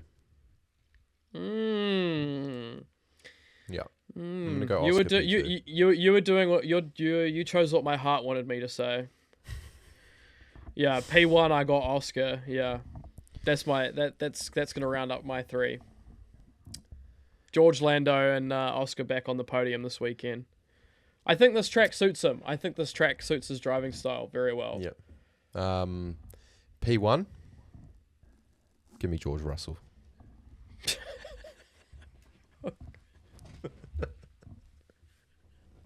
Give me George Russell. We're getting our first win. God. We're getting our my first win. God. We're getting our first win. 2 Bro, weeks you're off. gonna get slapped. You're gonna get slapped. McLaren. Okay. Whatever. I'm telling you. Hey, we'll So, cut back to this exact moment if George Russell pulls out the win. Let's But recap. I've got P1 George Russell, I've got P2 Oscar, and I've got P3 Max. You have got P1 Oscar, P2 Lando, P3 George. Too easy. All right, man. okay. Yeah, So- I'm not gonna argue with that until I see proof in the pudding on Sunday. But I expect McLaren dominance once again. Yeah. The reason I went with George number 1 is just because I'm a toxic Mercedes fan and I want to win. But I am worried about Lando Norris and the mental game right now. I think there's something going on where he didn't expect Oscar to be this good this year. I think he knew the car was going to be very good, and I felt like he probably thought the championship was his. And it's shell-shocked him that Oscar is that good. Yeah, fair enough. I think I think that definitely plays a role in it. Being told that there is no number 1 this year, I think is a big statement. Yeah, to him. 100%. And that's always and you're getting outdriven. There's not much you can say really. No, and I am worried because I hear Lando slandering himself like in interviews. Oh, he's always done that ever since he's come into okay. Formula One. Since a young buck, he's always been like that. He'll always say, "I didn't drive well today. I didn't like this about my racing today. I thought this could have been better." And then when he wins, it's like, "Oh, I'm happy." Yeah, you know. And Lando's that's just his type of way of dealing with shit. I think he's always been too harsh on himself. But yeah, as I say, he's always been like that. All right, bro. Well, that wraps up our F1 chat. I think we're almost done. We're almost done with this episode. We're just gonna do a quick couple little fun games to round out the episode. I can loosen up now. We've done all of our serious talk. Yeah, this is the fun part, and this is the part where we get to get creative and try and use our sport knowledge to play these games. So, do you want to go first? I'll give my game for you first. Yeah. Okay, so for my first game on the How Good podcast, I am going to be doing a blind ranking for Johnson. This is going to be a list of 10. So this list of 10 blind rankings is actually as we've found through practice, way harder than 5. You have to think about these a lot more. But these will be 10 UFC fights since 2015, and these have just been handpicked from me as some of my favorite fights, and some of the best fights I think that have been since 2015. So we're going to get your list from 10 to 1. Am I You're gonna ranking rate this based on like how, like, just pure cinema, or am I basing it on like technical? No, I want you to just go all entertainment factor. All entertainment factor. Okay. Yeah. How you felt after you've seen these fights, and just your Yep. Sounds good. just your entertainment. So, let's get into it. By the way, this is Blind my rank. personal opinion. This is not. All of these games will don't- be personal Don't opinion take this and as the gospel. This biases. is just my opinion. Yeah, and especially something like the UFC and martial arts, everyone likes something different to do with MMA, and with some one person might like a fight a certain way, and all of these games are just a little bit of fun. So let's kick this off. 10 UFC fights blind rank. The first one I'm going to throw at you: Israel Adesanya versus Kevin Gastelum for the interim middleweight belt, UFC 236. Best, in my opinion, best interim fight. No time. doubt, no doubt. You know what? I'm gonna put that is genuinely such a good fight, and you get the iconic before the 5th round zooming in on Adesanya. I'm ready to die. Yeah. Moment, which is just like, that'll live forever. I think I'm gonna put that smack bang in the middle. Let's go 5. All right. It's a good spot, I think.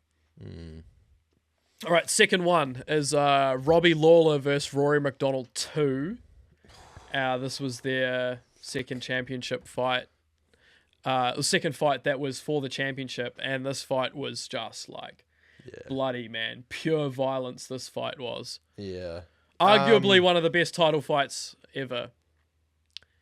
Put that one at 4. 4. Yeah. Okay. Next one, Zhang Weili versus Joanna Jacek. 1.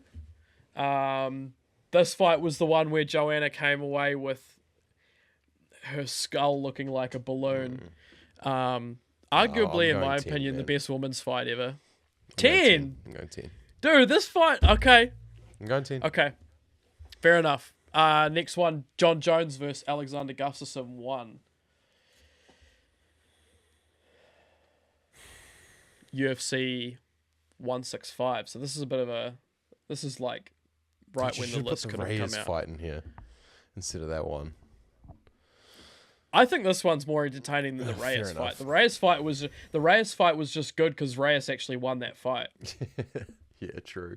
Arguably, Gustafsson won this one too, but I'm gonna go 8. okay. 8, yeah. Leon Edwards versus Kamaru Usman 2. UFC 278. Headshot dead. See, I love this fucking fight, dude, and it's something about it's something about particular moments that stick with me, right? And it was like the perfection of the call from Joe Anik. Yeah. Like that Yeah. has to be one of the greatest commentary moments ever. And Yeah, absolutely. Yeah. Oh, for sure. Yeah, John Anik cooked with that one, man. I don't know. Okay, hear me out. I'm gonna put this at. I have 6 available. You do have 6 available, yeah. It's gonna go at number 6, and here's why that it's not going high. Like, because number 3 would be my next slot. And it's not going in the top 3, is because Kamaru dominated that fight for 4 3/4 rounds. For 24 minutes. Actually, It no. wasn't a Leon won the competitive fight. first round. Leon won the first round. Yeah. But then it was 4 straight rounds for Kamaru. Yeah, it wasn't a competitive fight, dude. And then just out of goddamn nowhere, head kick, Yeah. headshot, dead. I I'm gonna like go your 6. I like your 6th spot there. Next fight, Dustin Poirier versus Justin Gaethje 2 at UFC 291 for the BMF belt. This one was the one that ended in Gaethje getting that head kick.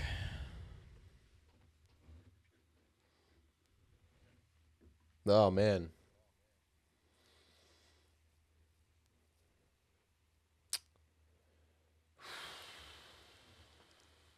I think just because of the I like long slog fests, you know, like that was quite a quick fight. So I've got number 7 available, yeah? Yep. 7. So I think I've only got the top 3 left, don't I? Okay. Or have I got number 9 left? You've got number 9. Yep. And then you've got the top 3. Yeah. Okay, cool. Next one is Alexander Volkanovski versus Brian Ortega, UFC 266. Number 2. Yeah, That's going number 2, dude. That's going number 2. That fight Volk was survives fucking sick. two insane submission attempts in one round. Legendary heart from Volk. Right back up. Pummeled him again. Gets on top and just beats the shit out of him. Yeah. No, that's going number 2, dude. Okay. I feel like you're holding a barn burner for the last one. So Hamzat Chimaev versus Gilbert Burns. Next one. Yeah, number 3, easily. Oh, okay. Yeah, that's such a good fight. This is getting interesting, man. All right. Next one. Max Holloway versus Justin Gaethje. Oh, UFC 300. Well, no, that's obviously number 1. Max Holloway is like, I mean, he's up there with Volk as my favorite fighter. No, that's number 1, and I don't think too many people would be mad at me for that. I mean, whatever's left. No, I don't think so. Yeah, dude, that is one of the greatest fights of all time. That has to be number 1. I'm not angry about that. That's a fair call. Dude, the buzzer beater knockout. Literally the buzzer beater knockout. Yeah, that was crazy.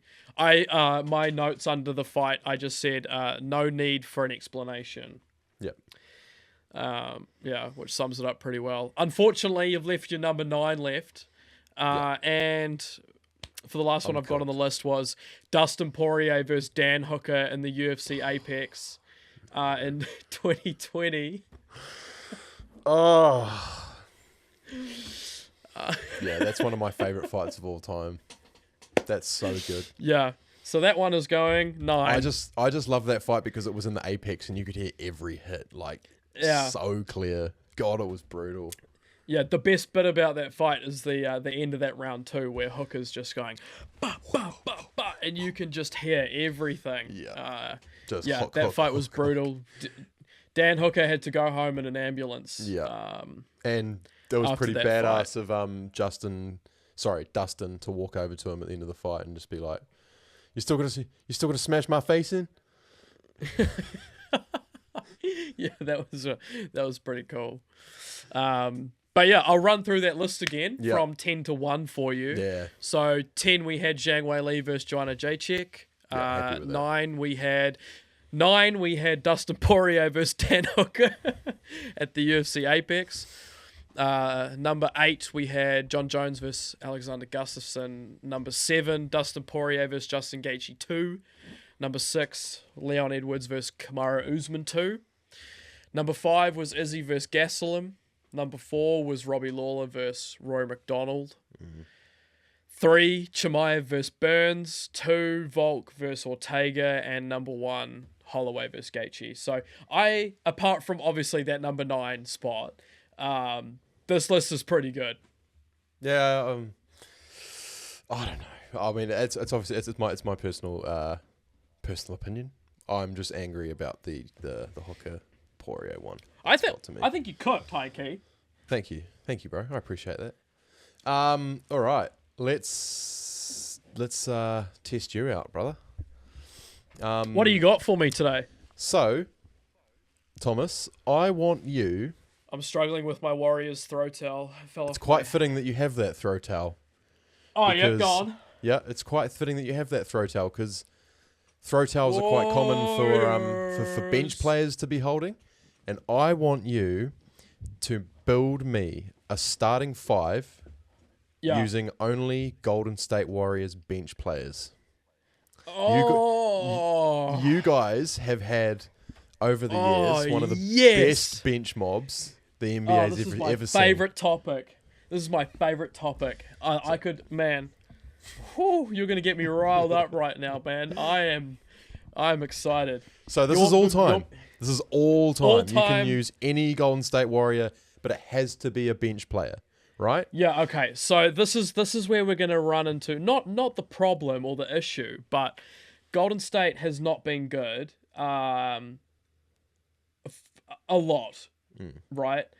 And the only times they were good, Run DMC, the We Believe, when Wilt came to the Warriors, but really, all of those players that I could mention were all starting. Yeah, 100%. We didn't really have players coming off the bench back then, and that's why we really didn't go anywhere, except for when we had Rick Barry, but, that was from yonders ago. Yeah. So my list is basically probably going to be from, 2013 to now. Yeah, no, fair enough too. I don't think there's any reason to pick anyone before then. I think you'd be wrong if you did. Yeah. Okay. So point guard. I want you to pick your point guard first. We're going to go point guard all the way through to center. And just for fun, you can pick a 6-man too if you feel like you've left someone out that you're really not happy about. So I just want to preface... A 6-man for a 6-man? You are going to say the player, and I'm going to decide whether they're a bench player or not. And I'm just going to tell you right now, Andre Iguodala is not a bench player to me. Is that because he started too much in finals and stuff like that? Well, during the prime run, before Kevin Durant got there, the 15-16, he was starting every game. So I don't see him as a starter. Yeah. Oh, sorry, I don't see him as a bench Harrison player. Barnes was starting, actually. Thank you very much. Yeah, a fair bit. But I'm just trying to give you some sort of boundaries, if you will. Andre Iguodala to me, God, is he a bench player? I feel like I'm going to get clowned by people by saying he's not a bench player. No, you know what? You can have him. If you want to use Iggy, you can have him. He was like... I mean, Kerr literally brought him into the team and asked him to come off the bench. Okay. You can use him. Okay, thank you. Because I was going to use him anyway. At the point guard. Okay, Patrick McCaw. Point guard. Patrick McCaw's a 3-time champ, bro. Point guard. I only think there's one option for this. And I don't see anyone else coming close to this spot. And that's Sean motherfucking Livingston at the point guard. When I say that this man was the best mid-range shooter I've ever seen in my life. You're not lying. I'm not. You're not lying. Like, Michael Sean Jordan, Livingston eat your heart was... out. Oh, absolutely. Kobe Bryant, eat your heart out. Yeah, This man no one was came close when it came to this mid-range shot. I think, vital piece coming off the bench in those years of the Warriors. Oh, absolutely. He was my second favorite player. He's actually my second favorite bench player in the Warriors. But yeah, man, what a guy, Sean Livingston. He's coming straight in. No other pick there. Fair enough. Too easy. Right, 2 guard. Who you got? See, this is where I run into a little bit of a... Remember, you have a 6-man. Yeah, that's true.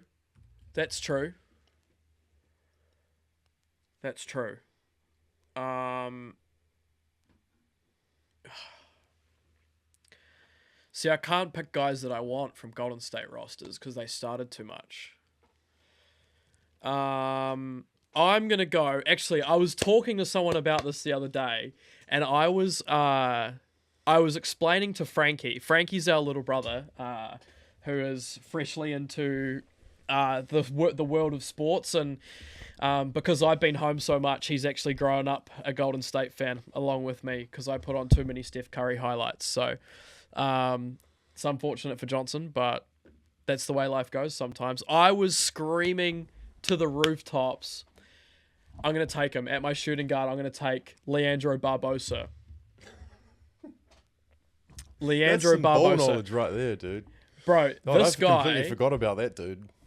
This guy, when I could tell you he could finish any layup you've ever seen, it was second to none. His ability to finish off glass, it was incredible. Yeah. He was a fun player to watch. He brought so much energy. I love that guy, man. Yep. Yeah. Go watch some Barbosa highlights, all you young NBA fans, and you'll see And what some I'm Sean talking Livingston about. highlights, dude. Go and check out that midi. Dude, yeah. Go and that turnaround fader. That era of Golden State basketball was beautiful. But yeah, moving straight into my small forward. Give me Iguodala, give me Iggy. Yeah, no. Yeah, this is a bit of pretty no brain pick, I think. Just a solid piece to Golden State. He's one of the reasons why we became so successful in the first place. After we acquired him from Denver. But yeah, man, just an absolute warrior. You know, through and through. I think the reason I thought he was a starter is because he's sort of like he was used like James Harden was in OKC. Like he'd come off the bench, but he'd finish the game. That's he'd exactly. play in clutch time, you know. Had play a lot in clutch time. You'd think in the finals against the Cavs. Yeah. You know, One Iguodala finals was the MVP. one. He was the one staying in at the end of the game, guarding Bron. He was in there. Yep. All right. Give me your 4. So yeah. I have someone in mind here, and I think I know who you're going to pick. Yeah. Yeah. I think I know who you're going to pick.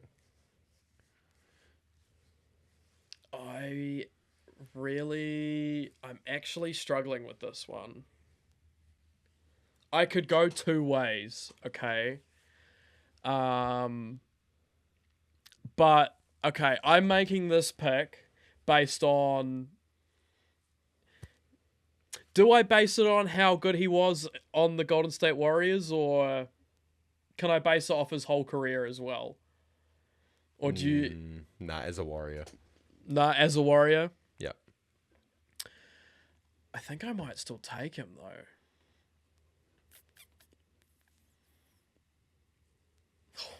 I'm struggling, man.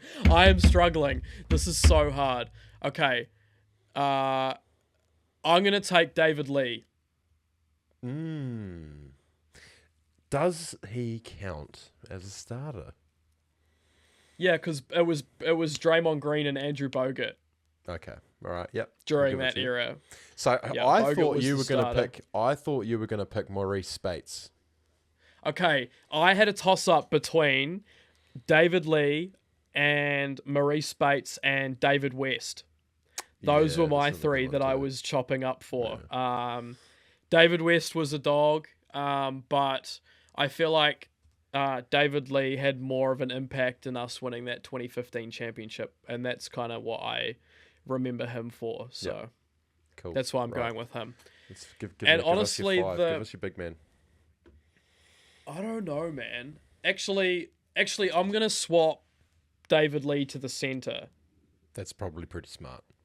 Yeah, I'm gonna take him at my center, and my power forward, I'm actually gonna take Festus Ezeli. Okay, yeah, that name doesn't Festus. God, if I picture someone called Festus, I'm picturing some like redneck. I'm not picturing that dude. Dude, this is a big burly black man, bro. Yeah. And he knew how to play ball, man. He did. He was good. I'll tell you, I could probably take Kuminga. Maybe. But don't even go there. He isn't really. Yeah, I mean, I could also take Looney actually. You got to take a champion, I feel like I'm sorry. Yeah, I'm sorry. I could take Looney depending on what year you're talking about. But if you're talking about like 2017-18 championship, 2022 championship, Kevin Looney was starting most of those games. Yeah, nah. We'll probably probably not count Looney. So yeah, that's why I'd go Festus Ezeli, man. That guy was an animal, man. I'm telling you, these Warriors bench players, these are the reason why we were so successful in that era of basketball. You didn't consider Anderson Varejao? No. Dude, Varejao was on the Cavs in 2015 when they lost, and then he got traded. He got traded to the Warriors in 2016, and we lost, and then we dropped him, and then we won again. Yeah, it was always You really think I'm putting Varejao in there?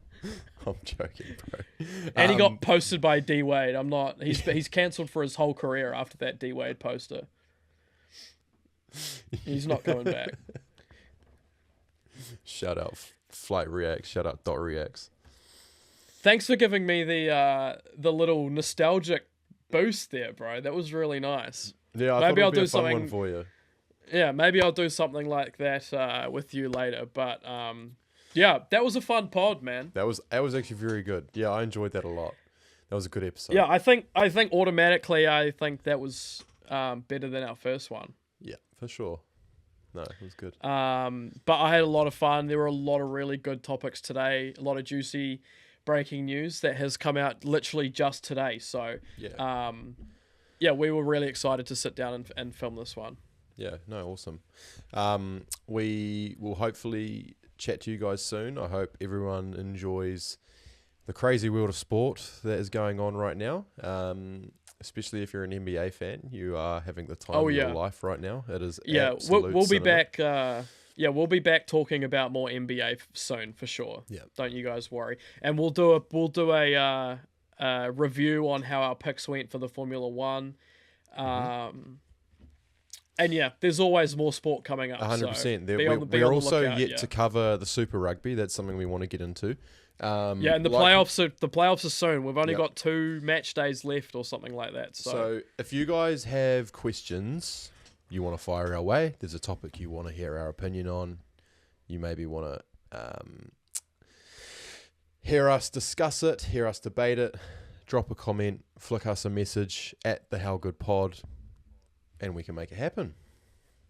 Yeah, and I'd even like to get you guys to give us some hot takes, and I'd really like to do some sections where we kind of read through some of your guys' opinions. So yeah, please let us know and shoot us some comments. Would really appreciate it. Yeah. No, all right. Let's wrap it up. Thanks for listening, guys. Oh well. And we will catch you in the next episode. Cool, everybody. Thank you. It.